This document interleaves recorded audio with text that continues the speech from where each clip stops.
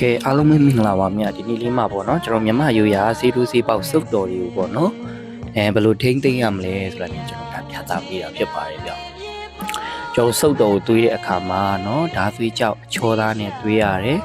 နော်ပြီးလို့ရှိရင်ကျွန်တော်တို့ဒါကော့ဘက်အနုနဲ့တခါထပ်တွေးရပါသေးတယ်ဗျနော်တွေးပြီးပြီဆိုလို့ရှိရင်ကျွန်တော်စုပ်ကိုခြုံလားမခြုံလားပေါ့ကျွန်တော်စမ်းတက်ပြီးတော့ဈေးတူးဈေးပေါက်တွေကျွန်တော်စမ်းလုပ်တယ်ပေါ့နော်ကျွန်တော်အင်္ဂန်တပည့်တွေဒါလည်းကိုစုပ်ကိုမင်းဘလောက်ဝင်လဲเนาะ